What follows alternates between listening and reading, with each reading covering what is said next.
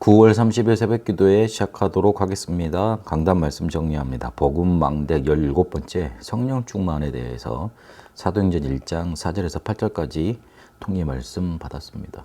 실제로 질문이 변하지 않았습니다. 생각, 보는 눈, 판단, 선택 변해야 사는데도 그대로였습니다. 그래서 이스라엘을 지금 회복시키는 게 맞습니까? 그렇게 질문했던 겁니다.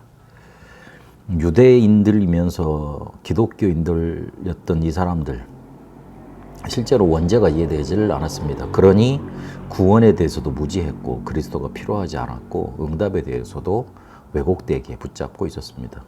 이게 그대로 초대교회로 흘러가서 유대인의 전통 중시하고 먼저 이거를 챙겼습니다. 결국 쟤도 이거 이렇게 섬겨야 한다면서 바울의 전도 활동까지도 막았고 옳은 것 밝히겠다고 그러면서 전도를 실제로 방해를 했습니다.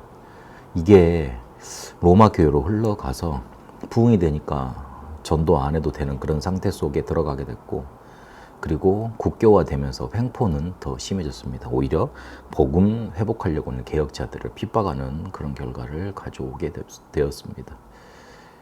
이러면 재앙만 이기지를 못합니다. 그리고 세계복음화만 하지 못하게 되는 겁니다. 예수님은 그래서 이 상황을 놓고 이 현실을 놓고 뭐라고 밝혀주셨냐면, 강한 자가 너희들 속에 망대 집 만들어 놓고 있다.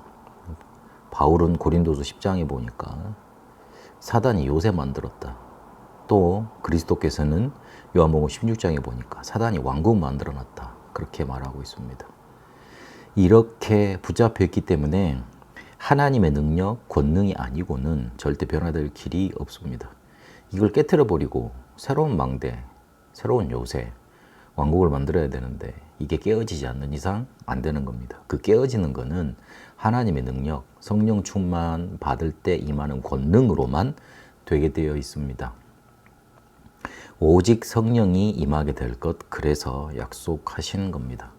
그리스도 이름으로 보내신다 하셨고 성령으로 세례받는 겁니다. 많은 이론들이 있지만 성령으로 세례받게 되면 성령의 역사 속에 취하는 것처럼 다른 사람에게 보이게 되어 있습니다. 사도행전 2장 13절에 실제로 이 사람들이 술에 취했냐 그렇게 조롱했던 걸 보면 알 수 있습니다. 그리고 하나님의 초월적인 역사 속에 사로잡히게 돼서 요한복음 14장 17절에 있는 것처럼 세상이 줄 수 없는 평안 임하게 됩니다. 문제가 문제로 보이지 않는 삼응답이 실제로 오게 되는 겁니다. 그래서 이걸 약속하셨기 때문에 기다리면 됩니다. 내놓으라고 하는 거는 실제로 이걸 제대로 이해한 게 아닙니다. 받는 것의 개념이 아니라 주신다고 하셨으니까 기다려야 되는 겁니다. 선물은 받는 사람이 주가 아닙니다. 주시는 분 마음대로입니다. 시가 때를 따라 주시게 되어 있습니다. 이러면 권능받게 되어 있습니다. 권능은 하나님의 위에서 주시는 힘입니다. 실제로 사도행전 2장에 보니까 하늘로부터 임했다 그랬습니다. 이때 하나님 나라가 임하고 하나님의 일이 나타나는 힘이 생기는 겁니다. 성령께서 임재하시고 사단이 결박되고 천군 천사가 동원됩니다.